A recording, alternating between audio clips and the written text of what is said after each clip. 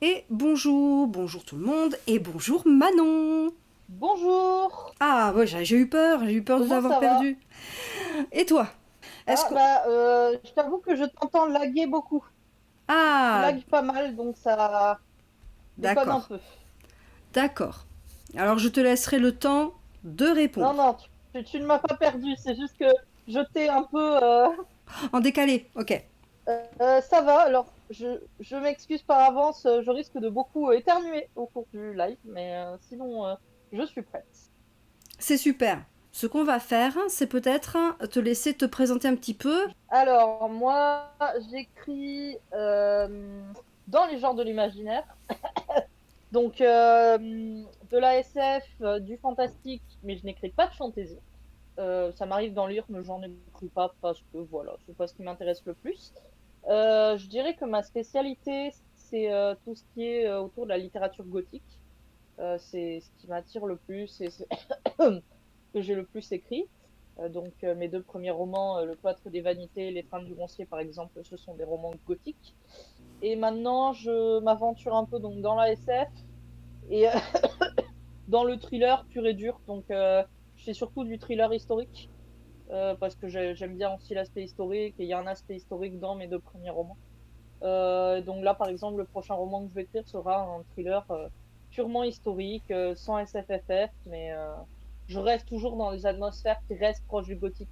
Même quand je fais de la science-fiction, par exemple, mon roman Le Cantique du Noyer, qui est disponible chez JS Éditions, c'est de la SF, mais c'est une ambiance qu'on va plus retrouver normalement dans le fantastique gothique.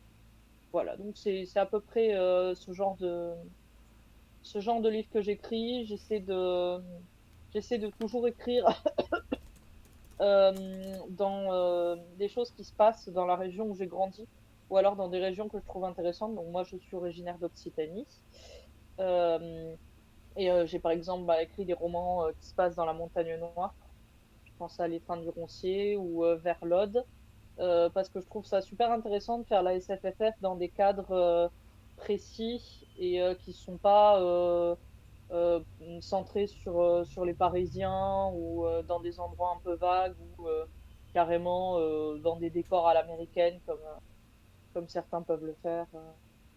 Voilà. Ouais. C'est aussi pour ça que j'écris pas de fantasy parce que j'aime bien justement ancrer dans des paysages connus ou dont je trouve qu'ils méritent d'être connus. Moi, j'adore cette idée. Moi, j'avoue, ça fait un petit moment que ça me travaille de faire des trucs en Provence, parce que justement, je trouve ça très chouette comme approche.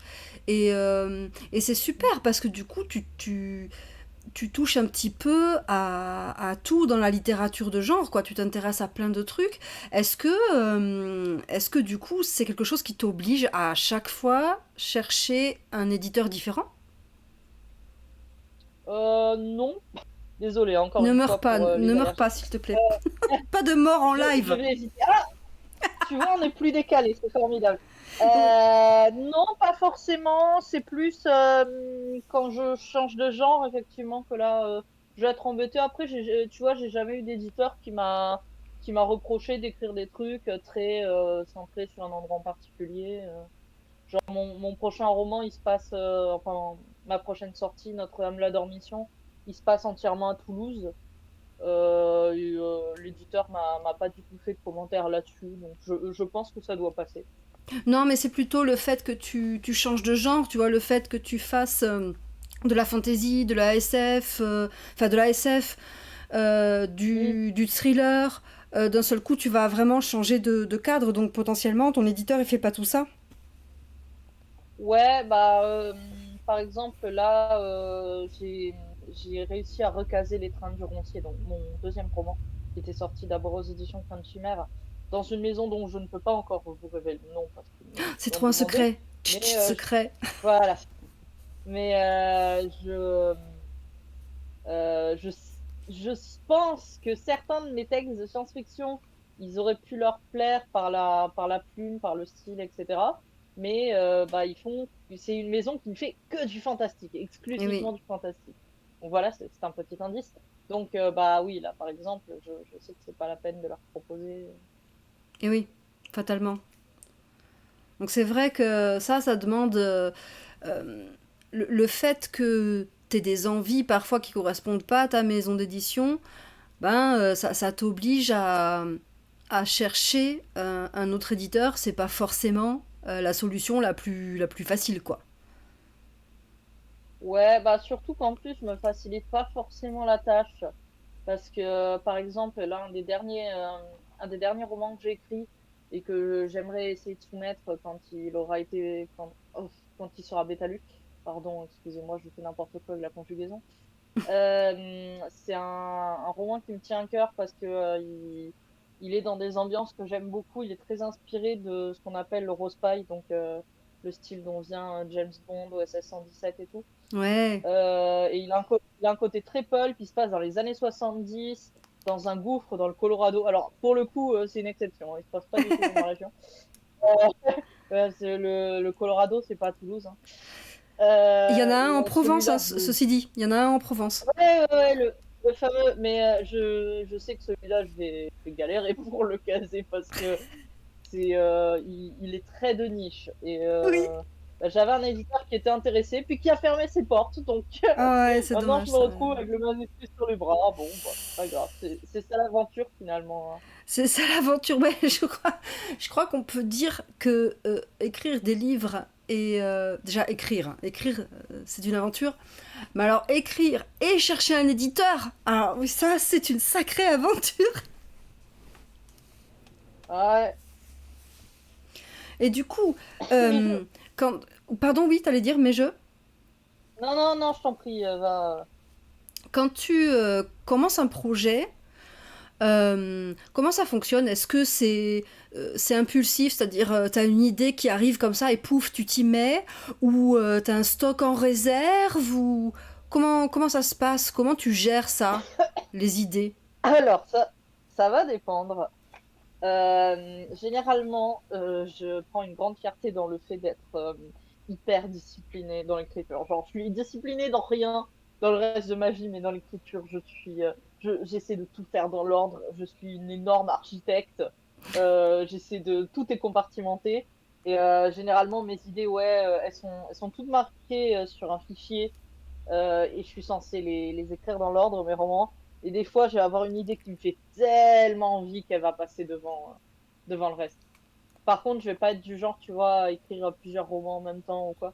Hmm. Toujours me forcer à finir un projet avant d'attaquer le prochain. Et je vais quand même essayer de mettre en priorité ceux dont j'ai eu l'idée il y a longtemps.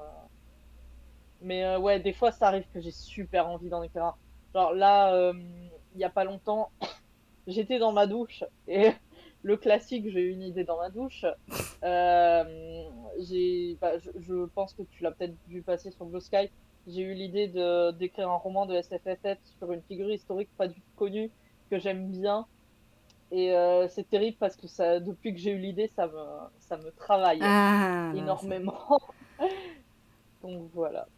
ah oui, non mais je comprends ça. Les idées qui arrivent de nulle part et qui te travaillent vraiment, je connais ça. Je connais ça parce que j'en suis un peu spécialiste. Je Ouais, suis du genre, mais vraiment, je suis du genre à écrire sur un coup de tête. J'ai plein d'idées et de trucs, hein, mais je sais pas pourquoi, c'est comme ça. Il y a un moment où il y a un truc qui va faire pouf dans ma tête, et c'est ce truc-là qu'il va falloir faire. Ah là, ça, c'est terrible. ouais. Ça.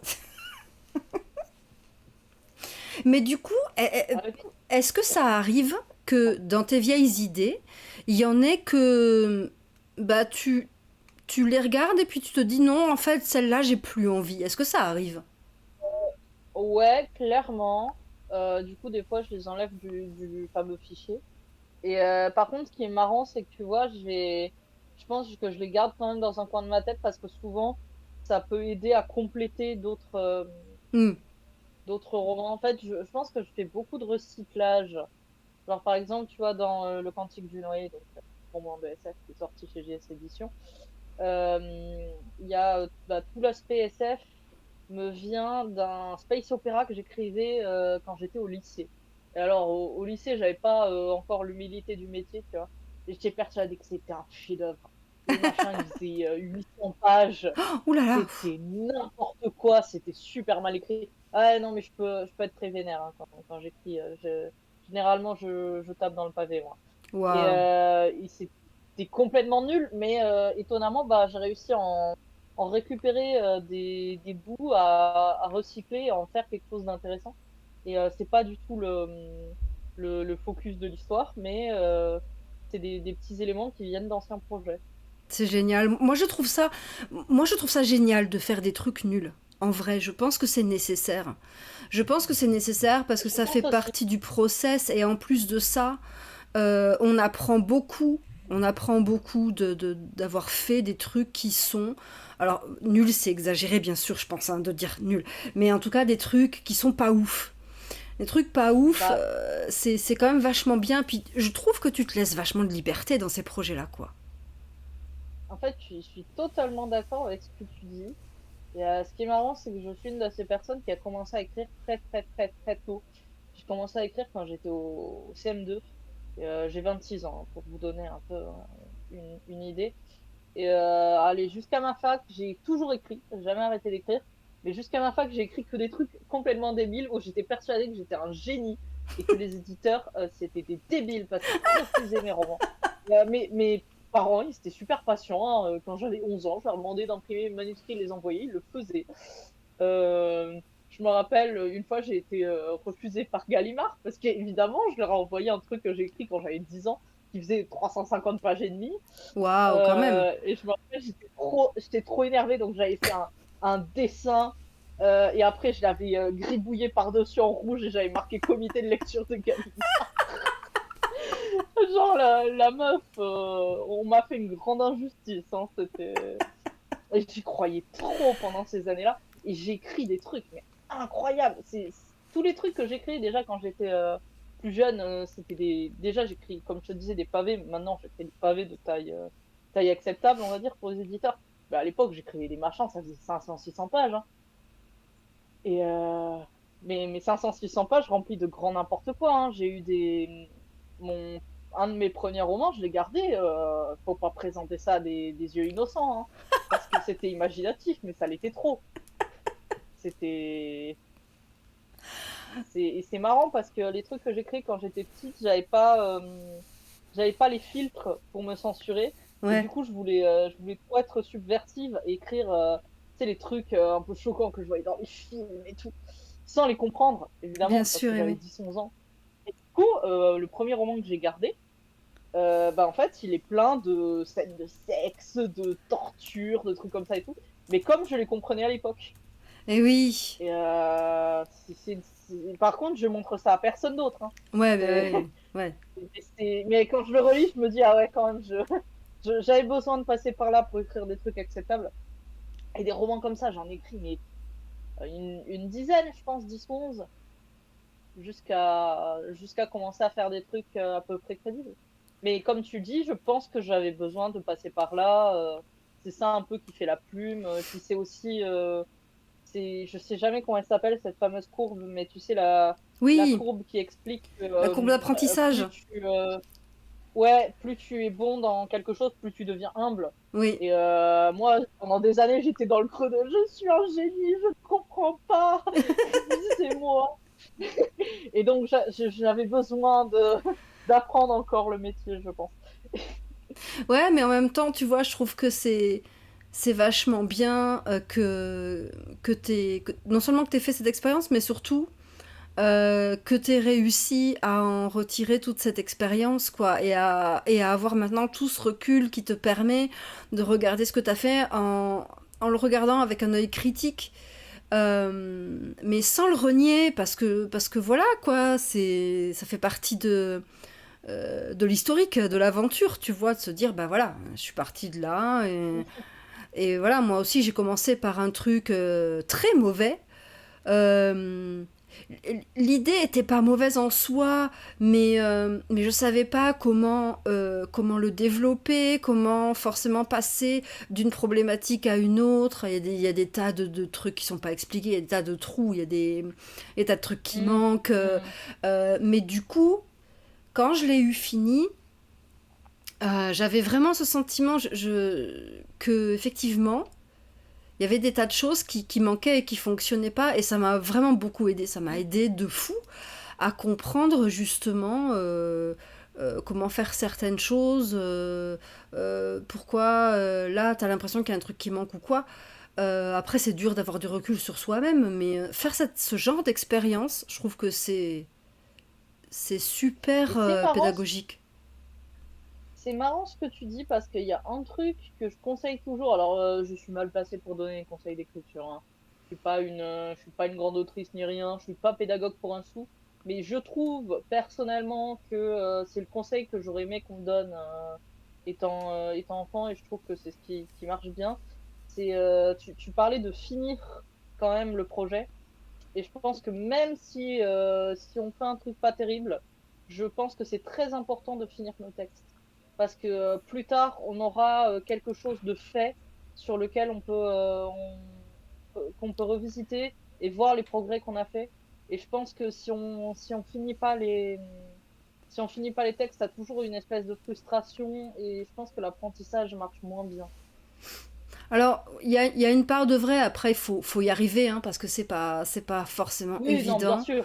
Mais si on y arrive, ouais, surtout que moi je trouve qu'il y a aussi le fait de faire l'expérience d'écrire des fins.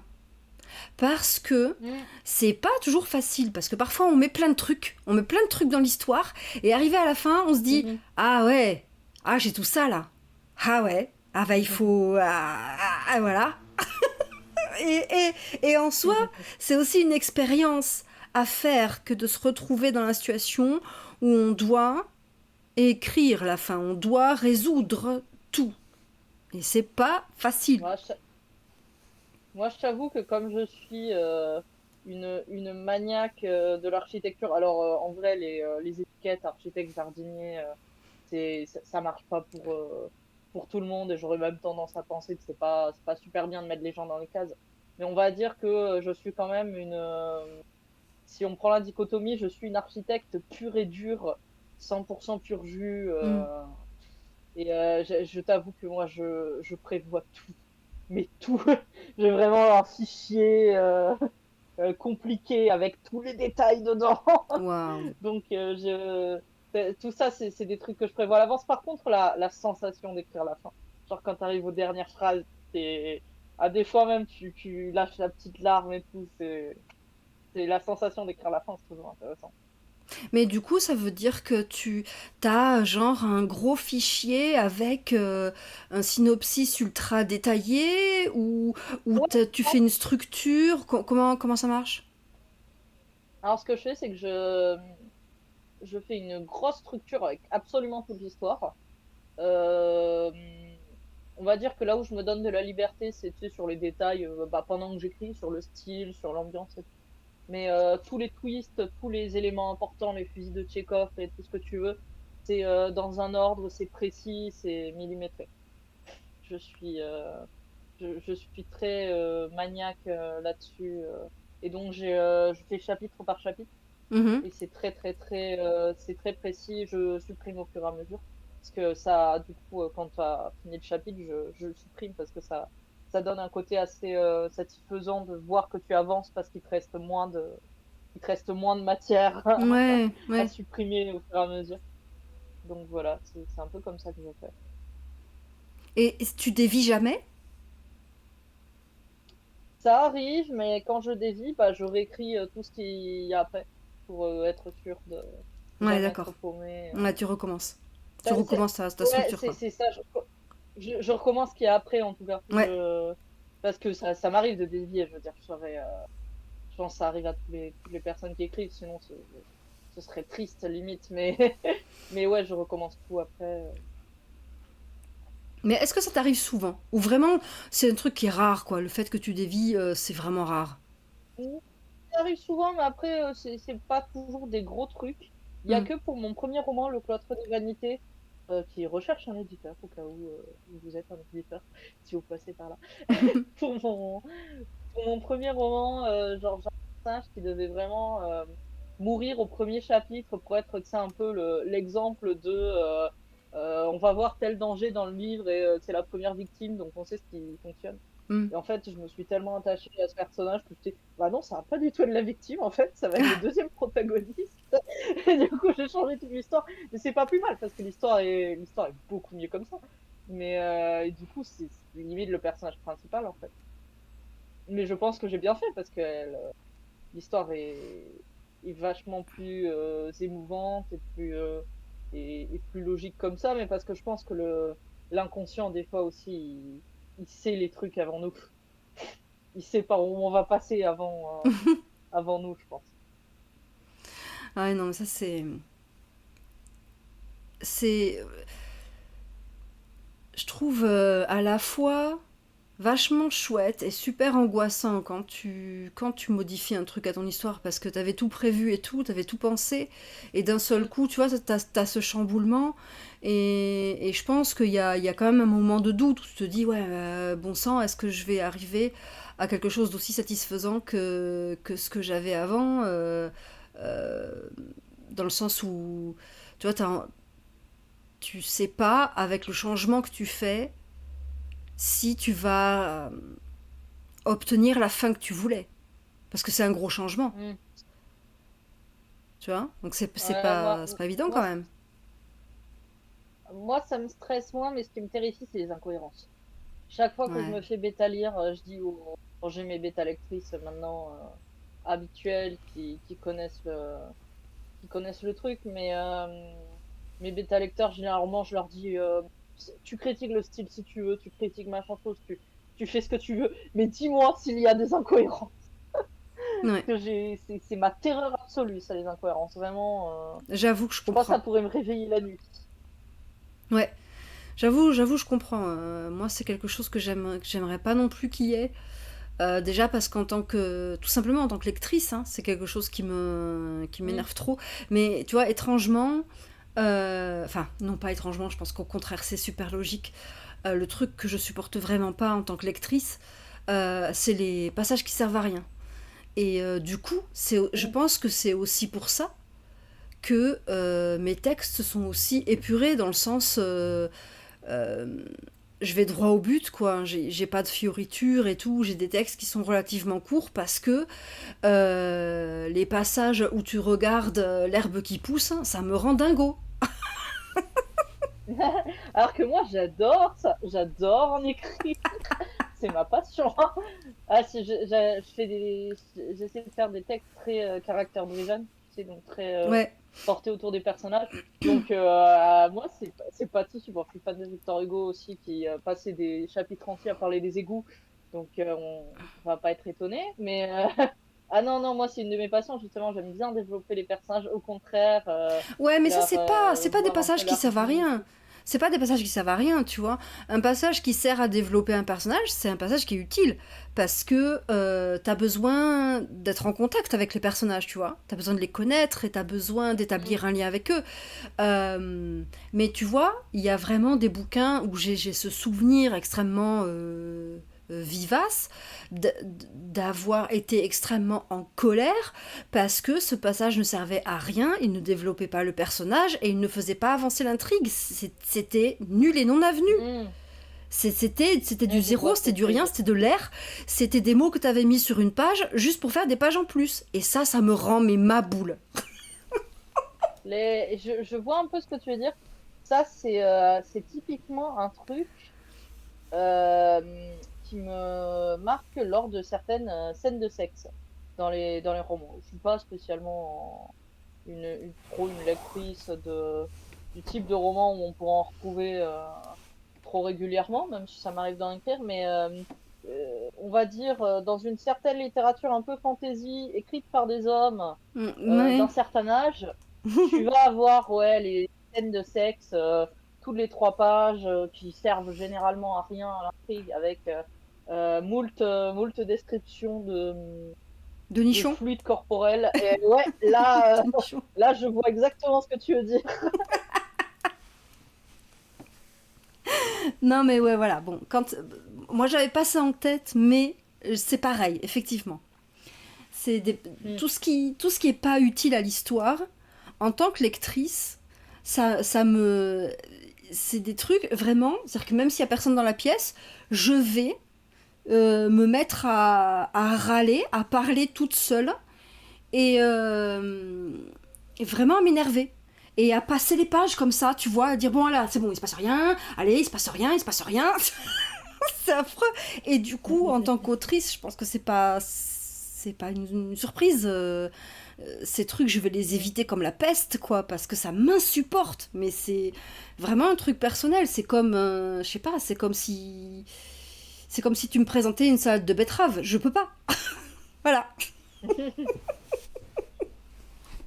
Alex dit ça sert pas à rien, c'est pour appâter le chaland. Parce que tu dis ça pour les nichons, mais quand c'est pas des nichons, tu vois, il y a même pas l'aspect, tu vois, marchandise.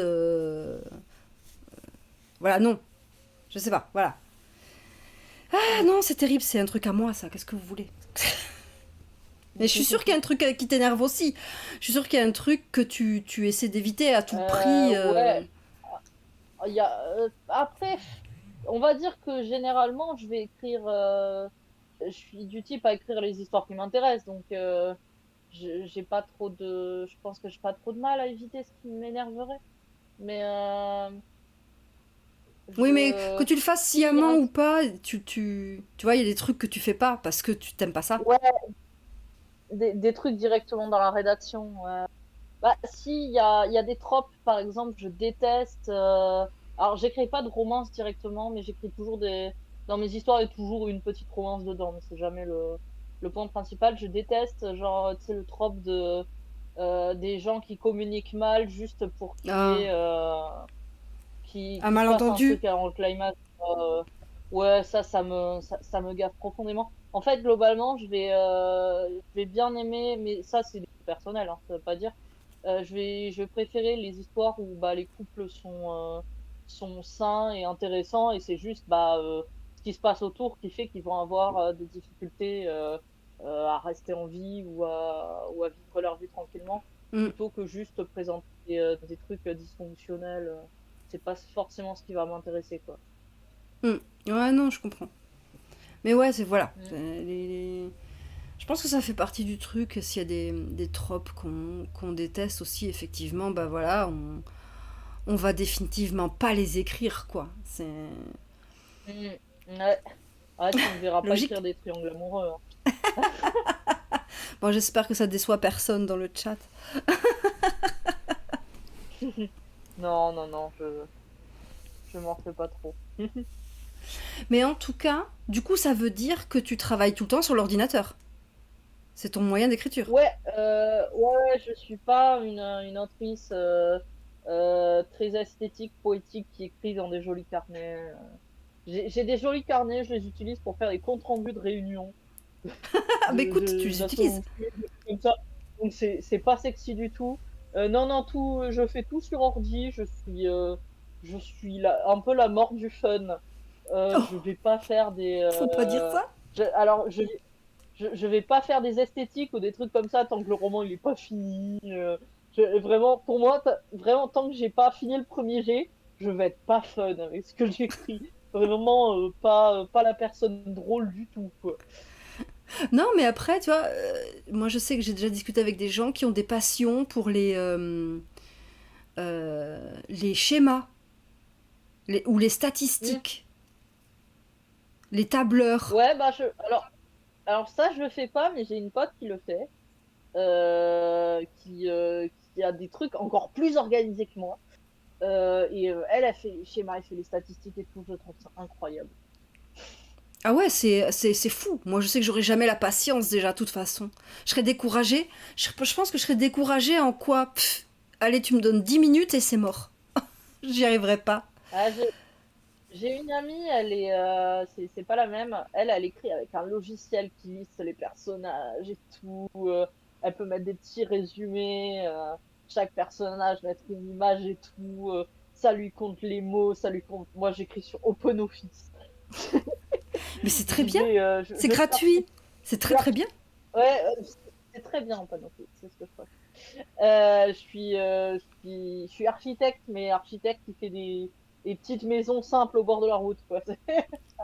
Non, mais ça te donne un côté puriste, tu vois? C'est beau quand C'est ça, même. c'est ça.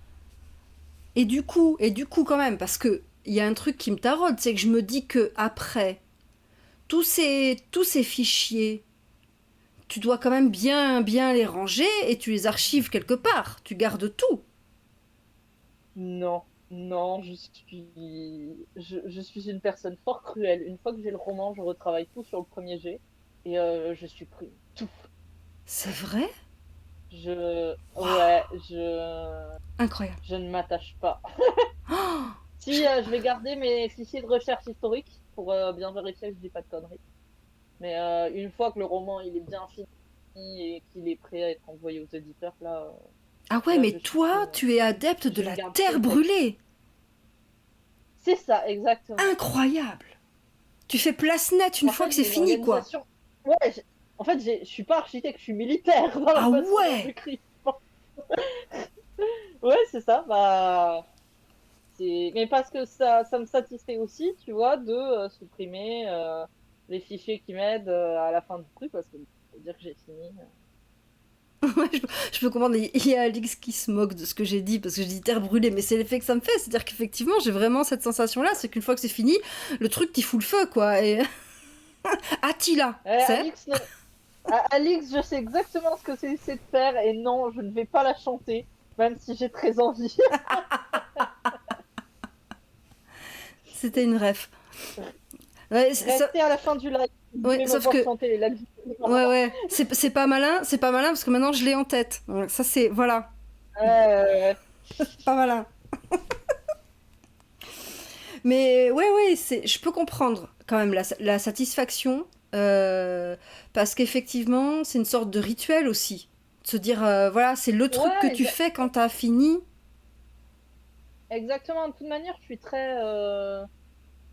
J'imagine que c'est mon côté gothique ou le fait que je sois assez religieuse ou ésotérique, mais tous les petits côtés rituels autour de l'écriture me plaisent aussi, hein. Genre, je vais pas écrire tant que j'ai pas ma tasse de thé, ma bougie allumée et ma musique dans les oreilles, tu vois, par exemple. Ah ouais, c'est marrant parce que moi je suis incapable d'avoir un rituel. Mon cerveau ne me le permet pas. Je sais pas, j'explique absolument pas ça, mais j'en suis incapable. Je vais jamais travailler dans les mêmes conditions. J'ai une sainte horreur des routines. Et même quand je travaillais donc à l'extérieur, que je sortais le Mhm. matin pour aller au boulot et tout, eh bien, il fallait que je change tout le temps de trajet. Parce que rien que l'idée de faire le Mhm. même trajet tout le temps, j'avais envie de tuer des gens. Donc, Ben, en vrai, je comprends, je fais de la marche rapide, moi, et je fais jamais le même trajet. Sinon, je m'ennuie. je sais pas, Alix, si c'est mon côté anarchiste. Je n'en sais rien du tout.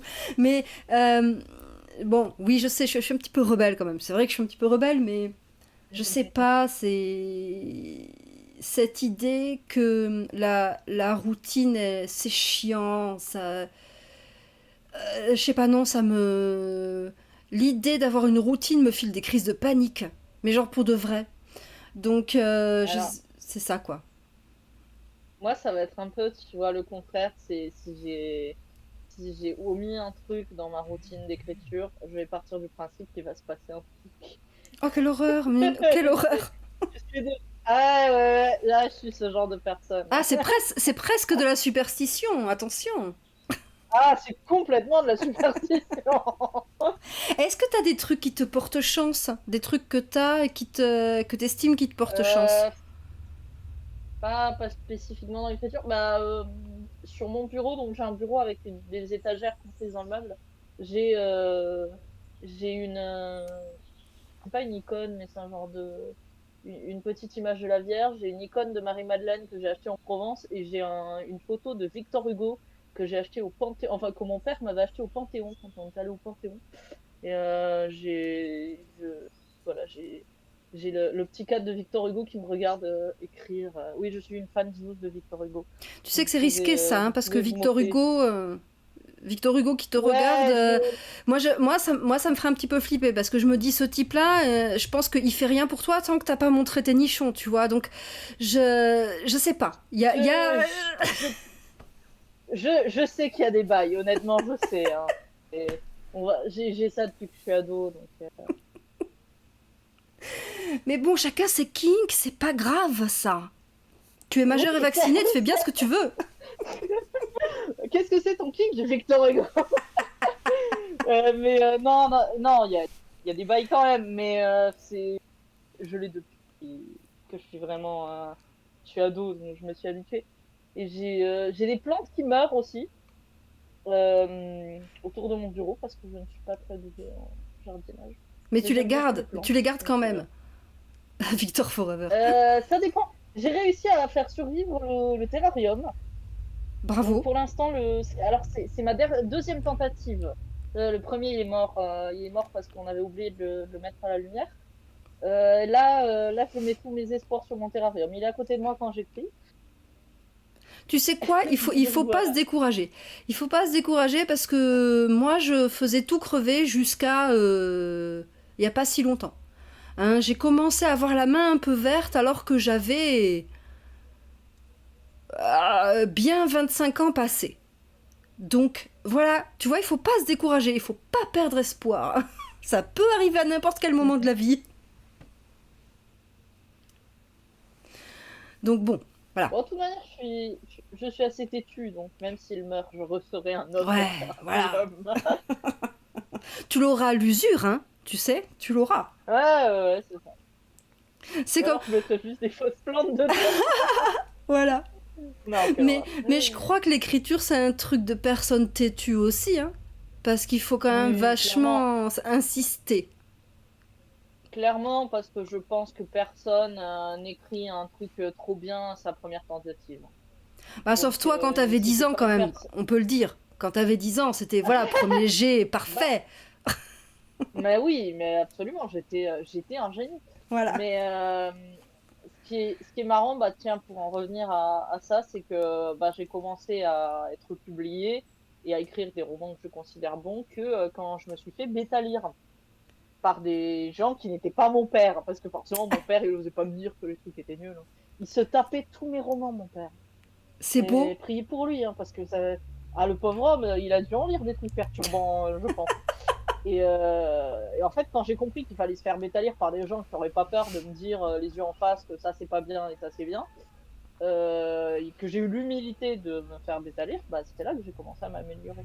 Parce que Bah oui. auparavant, si quelqu'un me. En fait, je faisais lire, je refilais mes manuscrits à mes profs. Ah Les ouais. pauvres gens. Ah ouais, non, mais j'étais. Ah, mais j'avais zéro doute sur mon génie. Hein. Et les pauvres gens, ils devaient se taper mes trucs. Et en fait, j'aimais bien faire lire à mes profs et à mes potes à l'école. Mais en fait, s'ils me disaient un truc négatif, je faisais la gueule. Et ouais. J'étais à ce niveau-là de maturité. Donc forcément, quand j'ai commencé à me faire, à accepter le fait de faire bêta lire sérieusement, c'est devenu vachement mieux. Mais c'est parce que, encore une fois, on parle de la fameuse courbe. Je pense que j'ai été déjà un peu remontée. Et encore, je suis pas. Mais ça c'est clair, elle a traumatisé des élèves, elle a traumatisé des profs. C'est Ouais, terrible. bon, après, je pense que tous les gens qui écrivent jeunes, genre à l'époque du collège et tout, si t'as un peu d'ego, tu deviens une terreur, je pense. Ah, je trouve ça génial. Voilà, les histoires que tu vas pouvoir raconter à tes enfants ou aux enfants des autres, ils vont être morts de rire quand même. Ouais, Hein. Ça va être incroyable. j'avais. Quand j'étais au lycée, j'étais dans un club de théâtre et j'avais voulu écrire une tragédie en 3 actes sur une histoire d'amour dans les années 20 pendant la libération de l'Irlande. Waouh. Un truc, mais d'une prétention, parce qu'on est Ah, le allé en projet. voyage scolaire en Irlande. Et un truc d'une prétention, ça s'appelait la Dame de Trèfle, parce que c'est le seul nom tout stylé que j'avais en rapport avec l'Irlande. Et j'avais réussi à convaincre mes camarades du club de théâtre d'essayer d'en faire une adaptation filmée. Waouh. Alors, heureusement, ça s'est jamais fait, mais le prof de théâtre, il me regardait avec un désespoir dans les yeux, mais j'étais persuadée d'avoir écrit Roméo et Juliette, quoi. Ah, c'était... Et il y avait des passages en vers. Il y avait des passages en vers parce que ça suffisait pas la prose. Il fallait que je montre que j'étais douée, que partout, que je savais écrire de la poésie, que j'étais trop intelligente. Pareil, quand j'étais au lycée, j'ai eu ma période où j'écrivais un sonnet par jour. Parce que je sais pas quel Waouh! poète a dit que pour s'améliorer, il fallait écrire des sonnets, un sonnet par jour. Et sauf que moi, je les gardais pas pour moi, les sonnets. Je les envoyais à tous mes camarades. Ah ouais. Et au bout d'un moment, ils m'envoyaient des messages, s'il te plaît, maintenant arrête de nous envoyer des poésies, par pitié. J'écris plus de poésie parce qu'alors là, j'ai jamais su m'améliorer. Vraiment, j'étais Mais vraiment c'est pas trop, très très bonne. c'est super dur. Moi, je suis nulle en poésie, je l'avoue totalement.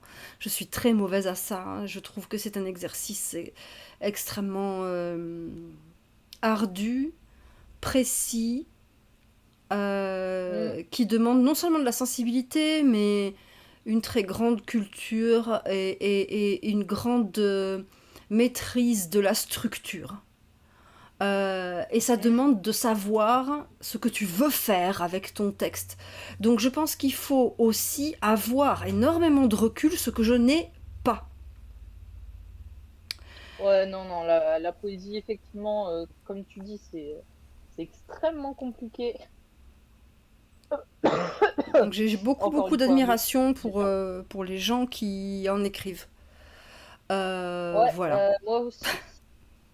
Je trouve que c'est extraordinaire. C'est vraiment quelque chose d'extrêmement technique, de très particulier. Et il faut vraiment avoir une approche spéciale pour ça, parce que Mm. ça n'a rien à Et je, voir avec la prose, ça n'a rien du tout, quoi. Enfin, ça n'a rien à voir avec je, le roman. je pense que ça demande beaucoup d'intuition et surtout de savoir être synthétique parce que je pense que beaucoup de gens essaient de faire de la poésie mais font des trucs trop complexes en voulant faire du pseudo Baudelaire ou des trucs comme ça.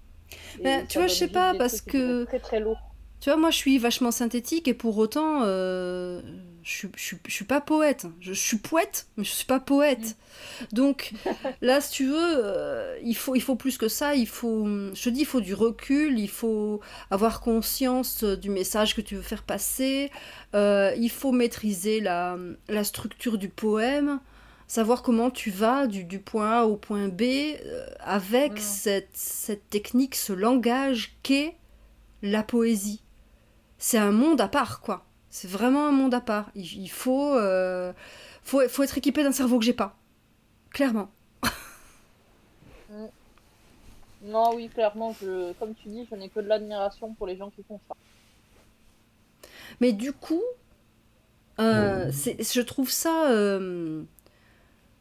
Je trouve que c'est quand même extraordinaire que tu aies réussi à avoir eu autant de recul sur ces années-là, parce que c'est quand même pas facile de passer de je suis un génie à au final, c'était pas ouf ce que je faisais. C'est quand même un énorme pas, quoi.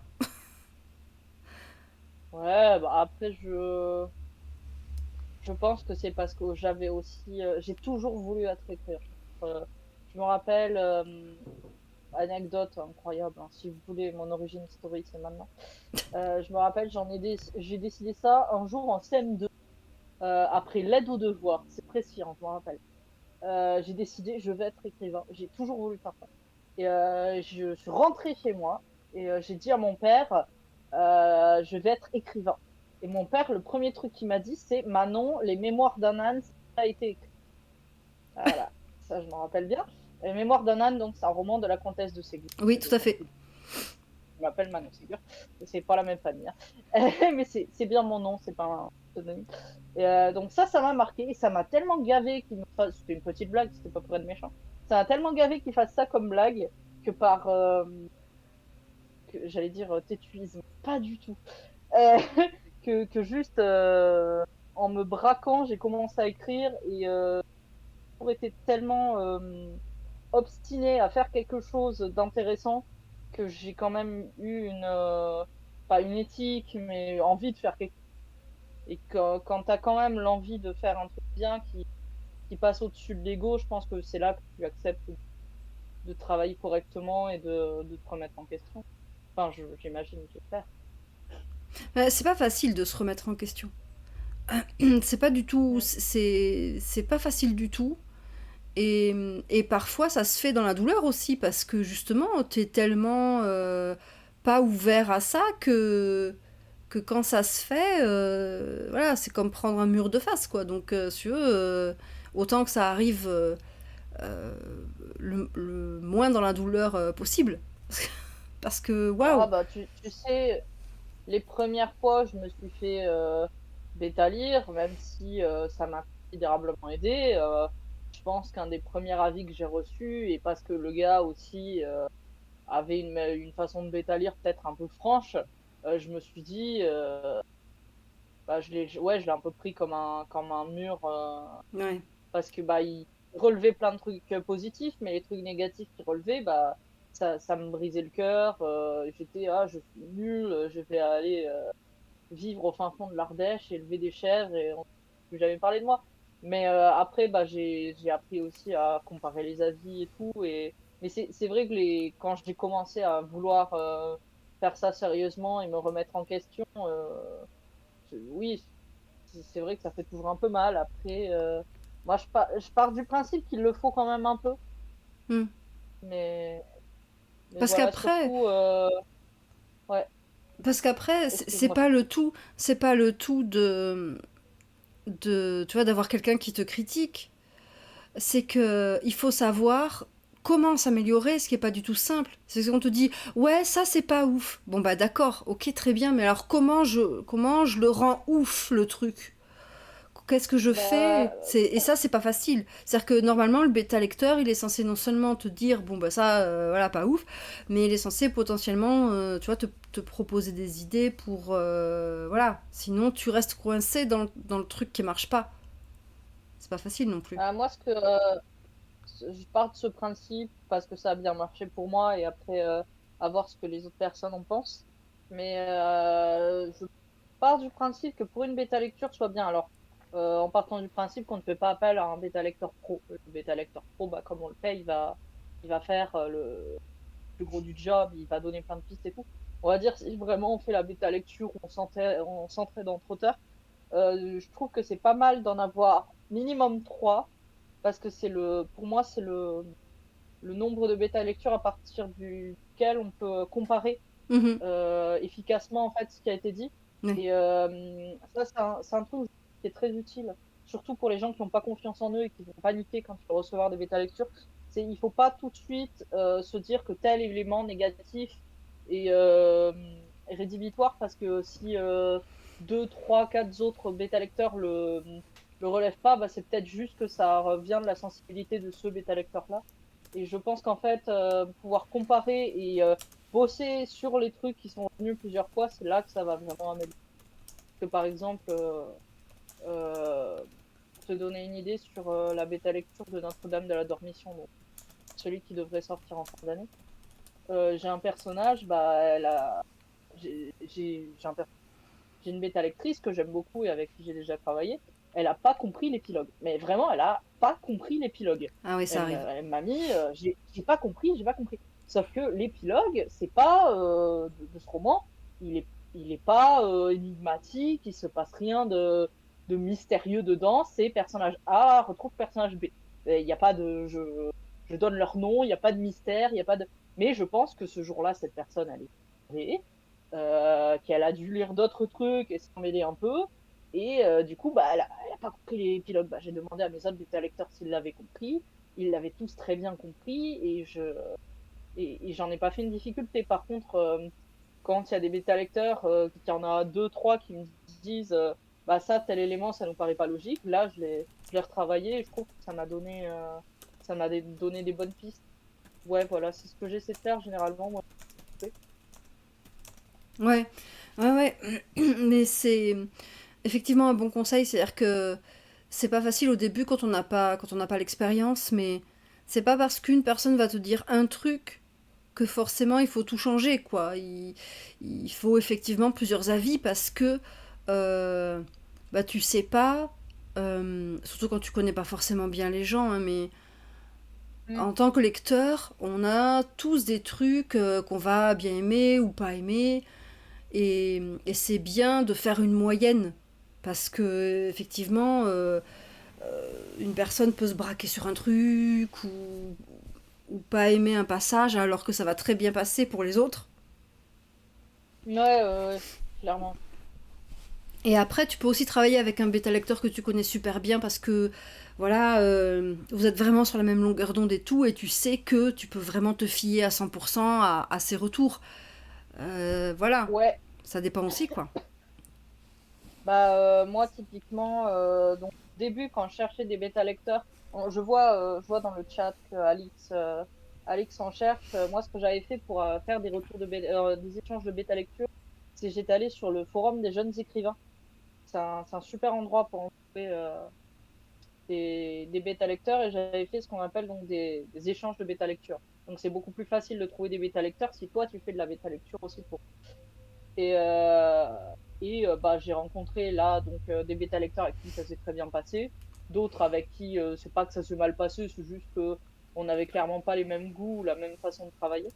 Et en fait, au fur et à mesure, au fur et à mesure des livres, bah tu vas des fois refaire appel à bêta lecteur et tu vas créer un lien. Et là maintenant, bah lecteur, c'est juste un groupe de personnes que je connais et j'ai plus besoin d'aller en chercher ailleurs. Euh, à l'extérieur, quoi. Et effectivement, ces gens, je leur fais confiance, même si on s'aime beaucoup et ce sont des amis, pour me donner les trucs négatifs et être honnête avec moi. Oui, oui, oui. Il y a ça aussi, c'est au début, tu tâtonnes, et puis petit à petit, à force de travailler avec certaines personnes, il y a des affinités. Et puis Ouais, voilà, ouais, quoi. ouais, clairement. Ça se fait comme ça aussi.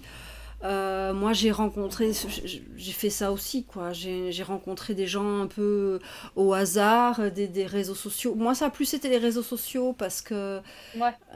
les forums, j'en sortais pour d'autres activités et j'avais pas la patience de m'y remettre pour l'écriture. Mm. J'ai essayé le truc des grenouilles là. J'ai plus le nom. Je suis désolée. Pardon mille fois. Ouais, je le connais pas celui-là. Euh, Ça me reviendra, mais bref.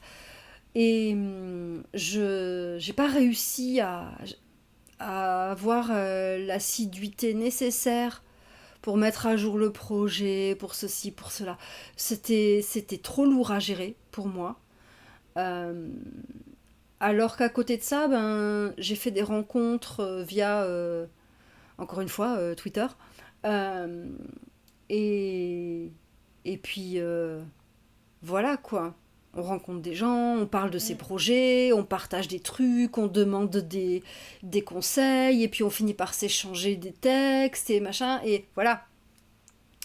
Euh, Ouais, bah, moi, c'était. Donc, j'ai commencé, je te dis, sur ce fameux forum qui est pas mal, hein, le forum des jeunes écrivains. J'en fais un peu la pub si vous cherchez aussi un endroit pour comparer les éditeurs. Histoire d'éviter de tomber sur des éditeurs à compte d'auteur, des trucs comme ça. Il est pas mal mm, pour ça. Je l'utilise surtout pour ça maintenant. Mais moi, tu vois, par exemple, je proposais pas mes textes en ligne où tout le monde peut aller les voir.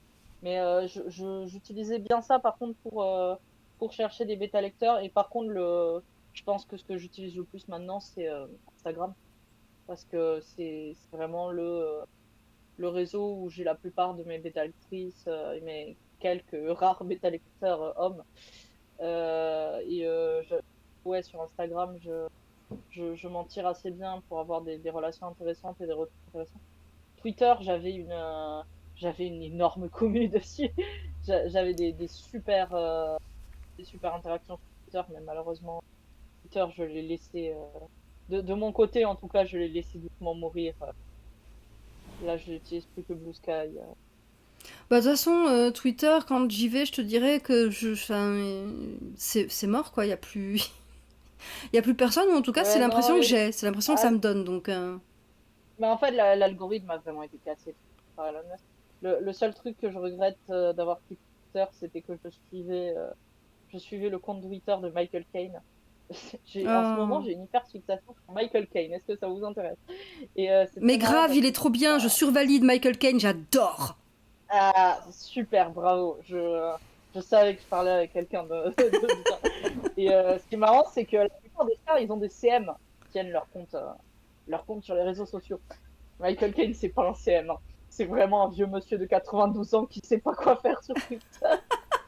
Et je suivais ça et c'était mon délice, c'était mon plaisir dans la vie. C'était la seule lueur d'espoir que j'avais sur Twitter dans les derniers jours. Et j'ai dû j'ai dû abandonner le compte Twitter de Ah là là, quelle tristesse. va le voir, hein. Vraiment, va le checker, hein, si tu es pas abonné, c'est incroyable. Ouais, C'est j'irai. ce monsieur donc, que j'aime énormément en tant qu'acteur. Il a compris, par exemple, le principe des alts, mais il n'a pas compris qu'il fallait le mettre dans le même message. Ah, C'est- ouais, il faut les... Ah, c'est incroyable, c'est une expérience, le Twitter. Mais j'aimais énormément Twitter, c'est là que j'ai rencontré mon compagnon. Je me suis fait pas mal d'amis de la communauté littéraire dessus. Ça m'a vraiment ouais. fait peine de devoir le laisser. Ah ouais, moi ça m'a permis de rencontrer des tas de gens Mm. que j'aurais pas rencontré autrement, quoi. Et ça, c'est incroyable. Moi, j'espère que Blue Sky ou peut-être d'autres, j'en sais rien, hein, pourront nous permettre d'avoir cette même facilité. Bah, je t'avoue que pour l'instant, Blue Sky, je m'y sens très bien. Enfin, personnellement, je trouve ça assez top, l'ambiance qu'il y a. Mais j'aime bien aussi, après, tu vois, il n'y a pas encore cette facilité de contact. Mm. Il y a plein de trucs qu'on peut pas encore faire, même si maintenant, voilà, il y a les messages et tout, mais on peut pas Mm. échanger des images, on peut pas échanger des documents. Euh, il y a encore, je pense, des choses à développer, Ah oui, mais... clairement. Après, je pense que petit à petit, ça va vraiment devenir, ça va être mieux développé au fur et à mesure. Mais ça prend le chemin, en tout cas, voilà, je l'espère. Ouais. Je l'espère. Donc, voilà, ça fait quand même une heure qu'on papote, plus d'une heure même, parce qu'on est, voilà, hein, des bavardes et tout. Et c'est l'instant réclame en général. Donc, est-ce que, déjà, la question c'est est-ce qu'on n'a pas parlé d'un truc et que tu voudrais qu'on en parle? Est-ce qu'on a oublié quelque chose? Non, globalement, on a bien discuté. Donc, pour l'instant, on réclame. Est-ce que, bah voilà, tu as un livre dont tu voudrais faire un peu la pub, un truc, tu as envie de dire aux gens, Par- allez le lire, il est trop bien, vous allez kiffer. Parmi les miens ou ceux des autres gens? Ah bah écoute, Je peux faire les deux, hein. d'abord parmi les tiens, et après, si tu as quelque chose parmi les autres gens, tu peux aussi. Mais d'abord ta pub à toi.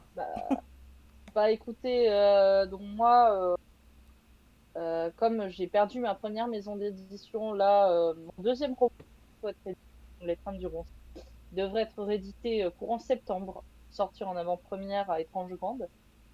Donc c'est un roman atmosphère gothique avec un mystère qui se passe dans les années 30 dans la montagne noire. Donc si vous aimez les ambiances un peu brumeuses, j'ai déjà un lecteur qui m'a dit que ça le faisait penser à Twin Peaks. C'est un J'ai le compliment. Cantique du Noyer. Ah oui, je pense. J'ai le Cantique du Noyer qui est disponible aux éditions JS, qui est un thriller de SF qui se passe dans une petite ville médiévale d'Occitanie et qui va confronter plusieurs points de vue très différents. Donc ça se passe de nos jours. Il va y avoir une thématique assez féministe et il y a aussi une réflexion sur la pratique du BDSM, mais pour montrer le côté consentement. Et en fait, mon but, c'était de faire quelque chose qui va un peu à l'encontre des dark romances, par exemple. Mhm. Enfin, de comment c'est dépeint dans les dark romances. Ouais. Donc celui-là, il est disponible. Je vous encourage fortement à aller le lire et à me donner vos avis. J'ai Notre-Dame la Dormition qui devrait sortir en fin d'année euh, aux éditions du Héron d'Argent, qui est donc un thriller fantastique avec une ambiance très baroque, qui se passe aussi de nos jours, mais dans un théâtre fictif qui est Oh. construit sur les ruines d'une ancienne église qui a subi une malédiction. Et on va être sur une histoire de satanisme, de secrets de famille, avec des histoires entre générations différentes et y a pas mal de gens qui se trahissent et on va être un peu dans une ambiance un peu bourgeoise de gens qui ne se font pas confiance les uns les autres. C'est très glamour, paillettes et coup de poignard dans le dos. Voilà, avec quand même un côté fantastique, une histoire de hantise. Donc ça devrait sortir en fin d'année. Et Cool. sinon, si je dois faire la pub d'autres gens, bah, en ce moment, il y a la campagne Ulule pour le tome 3 de la trilogie de Malone Silence. Je pense que tu vois qui c'est. Oui, j'ai vu passer. Et donc là, pour le tome 3, donc le tome 3, c'est Les Nuits du Dehors. Je vous encourage fortement à participer parce que sa trilogie est géniale. Alors, pas ça parce que je suis une de ses bêta-lectrices, hein, mais, mais parce que c'est vraiment très très bien. C'est de l'auto-édition, donc c'est important d'aider aussi à l'auto-édition et c'est très fouillé, le style est magnifique. Euh, et il y a pas mal de représentations qui sont très très bien travaillées et l'atmosphère est assez. C'est une atmosphère très liminale et très horreur existentielle. Donc, par exemple, si vous aimez les trucs, un peu les vidéos de Feld-up, je pense Ouais. que typiquement ça peut vous plaire. Donc, je vous encourage à lire ça. En coup de cœur récent, j'ai énormément aimé aussi, alors c'est dans la maison d'édition où je suis, À tes côtés de Élise Delaunay, qui n'est pas du tout un de SFFF, qui est une romance lesbienne pendant la Seconde Guerre mondiale, qui est absolument géniale. Ça a été un gros coup de cœur. Et sinon, allez, en deux dernières recommandations, il y a le roman La captive de Dunkelstadt qui devrait ressortir en mai. C'est un roman de Magali Lefebvre, Oui. qui pur et dur, c'est génial. J'ai lu la première version, je vais me procurer celle-ci dès qu'elle sort, c'est absolument génial. En plus, Magali, elle est adorable. Donc, n'hésitez pas à vous procurer ça. Et sinon, l'énorme coup de cœur que j'ai eu là ces dernières semaines, bah, c'est la toute première lecture que j'ai eue de l'année. C'est Sous un carré d'immortel de Nina Gorlier aux éditions du Chat Noir. C'est absolument incroyable. Je suis très jalouse de comment elle écrit. Euh, et euh, et j'aimerais avoir écrit ce roman.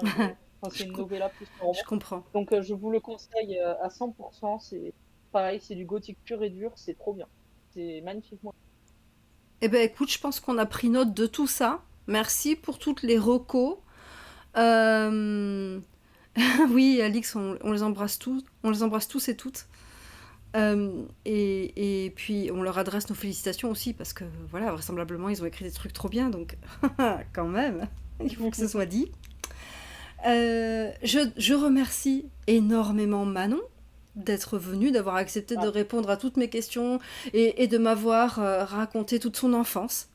Voilà, merci bah, Manon. merci à toi. Je suis encore désolée d'avoir bugué au début. Ah bah non, mais je pense que c'est entièrement dû à ma technique, hein. Voilà, mon ordi de 2006, là, le pauvre, le pauvre quoi. Donc voilà, gros bisous à tous. Partez vite, c'est l'heure du goûter.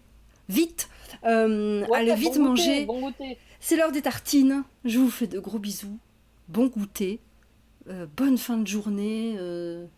Allez vite au soleil avec votre, je ne sais pas, votre orangeade et puis votre part de gâteau, votre brioche grillée, je ne sais pas. Vite, allez-y. Plein de gros bisous et à la prochaine. Merci à tous.